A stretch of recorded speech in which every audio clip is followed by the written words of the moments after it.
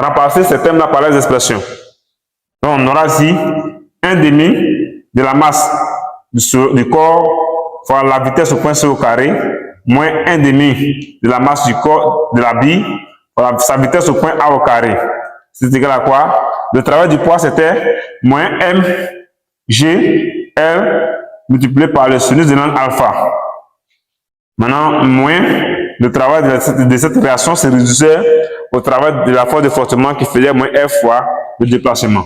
Moins F multiplié par AC, AC aussi qui fait L. Donc, or, qu'est-ce que nous savons? Or, nous savons que la vitesse au point C est égale à quoi? 0 mètres par seconde.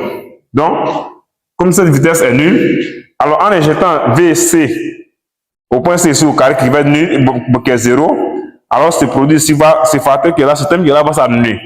Donc, ça va tout simplement se réduire à moins 1 demi de M pour la vitesse au point A au carré, moins M, G, L, sinus de l'angle θ, T, sinus de l'angle alpha, moins F fois L.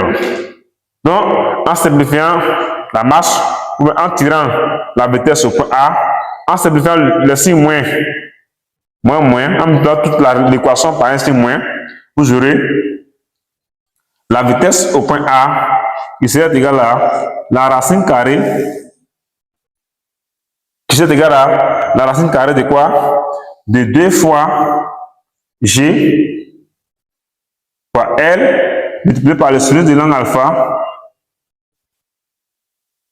plus F fois L divisé par la masse.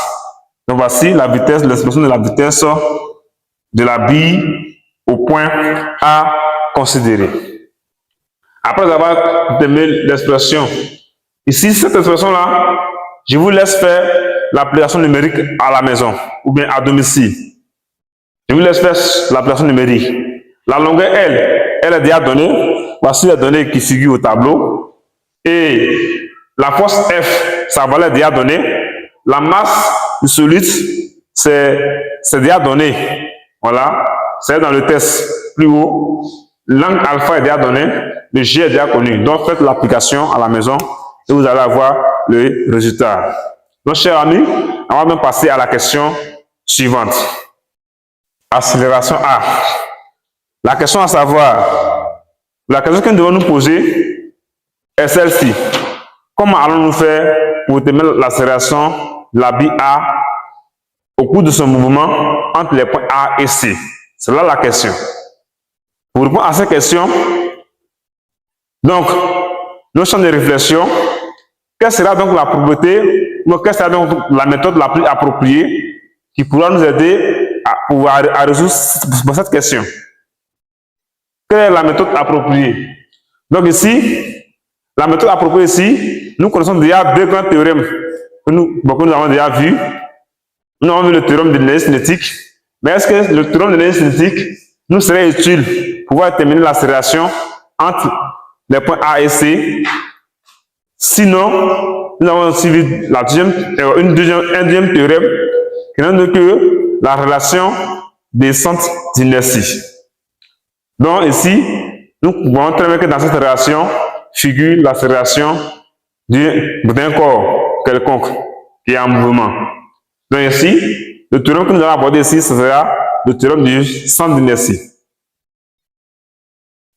Le théorème du centre d'inertie. Qu'est-ce que nous dit ce théorème? Ce théorème dit que la somme de toutes les forces extérieures appliquées à un système est équivalente au produit de la masse du système par le vecteur accélération. C'est ça le théorème du centre d'inertie. Donc en appliquant ce théorème, nous voyons très bien que l'objectif ici, c'est de connaître toutes les forces extérieures qui sont appliquées à vos systèmes. Ici, vous voyez que vous éliminez toutes ces forces-là, vous voyez que tout le reste devient très facile. Donc, voici la relation qui est là. La somme de toutes les forces extérieures. Or, je regarde entre le point A et C, quelles sont les forces accessoires que j'ai? J'ai la force de poids P et la réaction R du support. C'est-à-dire, il y a le vecteur P plus le vecteur R. C'est égal à la masse M fois le vecteur accélération. Donc maintenant, je vais essayer de détacher. Puisque bon, cette force qui est là, je ne peux pas la projeter ou la manipuler facilement. Donc je vais l'exprimer en fonction des autres forces, en fonction de ces vecteurs coordonnés pour pouvoir mieux m'en sortir. Donc, il y aurait ici P, qui est égal à quoi? La réaction R, c'est la somme de la force de frottement et la réaction normale. C'est-à-dire, il y aurait F plus R indice N, qui est égal à R fois le vecteur accélération. Cette relation, je vois très bien que mon point, ou bien la bille B, se déplace seulement suivant un seul axe. Ce n'est que l'axe KX' et non l'axe KY'.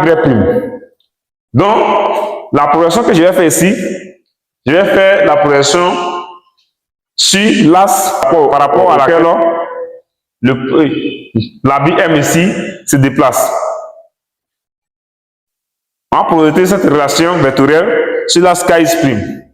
Sur l'axe KX', donc il y aurait P suivant X' plus le vecteur F suivant X' plus la relation R indice N suivant X', qui c'est égal à la masse multipliée par l'accélération aussi suivant X'. Une fois que je projette, vous voyez que, qu'est-ce que vous remarquez? Les flèches ont disparu.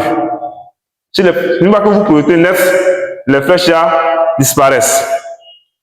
Donc maintenant, la question est de savoir que mon P suivant X', F suivant X', R indice N suivant X', sont ces trois-là que je vais aller chercher. Sinon, généralement, l'accélération ici sera suivant X'. Pourquoi? Non suivant Y' et non et c'est suivant X'. Tout simplement parce que par rapport à l'axe Y', la bille n'est pas en mouvement. Vous voyez, la bille est en mouvement seulement suivant l'axe KX'. Là, pour l'accélération AX' ici, on n'est seulement pas obligé d'aller chercher à le projeter. Donc ici, on va aller maintenant chercher à déterminer P suivant X', F suivant X' et N suivant X'. Donc ici, P suivant X', voici le vecteur P dans cette base, dans la base KX', KY'. Donc, P suivant X', ce n'est rien que cette distance. P suivant X', ce n'est rien que cette distance. Autrement dit, ou bien cette distance. Voilà. Si je fais une projection ici, c'est la distance de là à là. Cette distance-là qui représente P suivant X'. C'est la longueur de cette distance-là, l'écartement qui est là, qui est P suivant X'. Qu'on a appris ici et on a appris ici pour ne pas confondre avec la direction de la force de frottement. Donc cette distance, c'est ça qui est P suivant X'. Pour déterminer cette distance, beaucoup d'élèves ont des difficultés. P suivant X', c'est ça qui est là, c'est la longueur de la distance qui est là. Et aussi, P suivant Y', c'est la composante verticale, bon, autrement dit, la composante normale du poids P. Donc, P suivant Y' sera cette distance. Voilà, la distance que j'ai mis en rouge ici, ça c'est P suivant Y'. Mais P suivant Y', bon, ça va pas nous intéresser. On n'a même pas s'intéresser à ça ici. Bon, puisque nos projections ici se fait sur KX'. Donc, c'est P suivant X' qui va nous intéresser. P suivant X', c'est cette distance. Nous connaissons la distance que nous avons ici, qui est là. Or, la direction de P suivant X' est perpendiculaire à l'axe des ordonnées que nous avons ici. comment arriver à déterminer la distance P is prime? Il faut noter que la distance, la longueur du vecteur P ici n'est rien d'autre que le poids P, la norme du poids P. C'est la norme du poids P qui représente la longueur de la distance que nous avons délimitée par le vecteur P ici. Donc, c'est comme si j'ai choisi par exemple dans les hasards un point G ici. En ce point-là, et nous choisissons ici un point P ici. Par exemple, un point P ici, un point G ici, nous avons déjà le point K ici. P suivant is prime n'est rien d'autre que nous avons que la distance GT. Or, quand vous regardez très bien, vous voyez que le triangle formé par ces trois points, c'est-à-dire les points K, G et T, représente un triangle rectangle ici. Donc, dans ce triangle rectangle, quelle est donc l'hypoténuse? L'hypoténuse, c'est le côté qui ne forme pas l'endroit avec les autres côtés. Quand on voit ici, sa direction ici avec ce côté, il n'y a pas l'endroit ici. Ici aussi pareil, il n'y a pas l'endroit ici. Donc, le côté hypoténuse, c'est le côté qui représente la norme du vecteur P. Ici. Maintenant, puisque nous connaissons la force, c'est-à-dire la norme de P, ça veut tout simplement dire qu'on peut donc déduire la norme de ce vecteur P qui est là. Donc, ça veut dire que c'est comme si l'hypoténuse dans ce triangle-là est déjà connue. L'angle alpha aussi également est connu d'après le test. Maintenant, nous cherchons plutôt la distance GT qui représente P suivant is prime. Donc, c'est la même chose. Nous voyons que cette distance dans le triangle KGT qui est rectangle en T ici, cette distance n'est rien que un côté qui est opposé et qui fait face à l'angle alpha. C'est ce qu'on appelle le côté opposé à l'angle alpha. Donc, nous avons besoin de la valeur du côté opposé.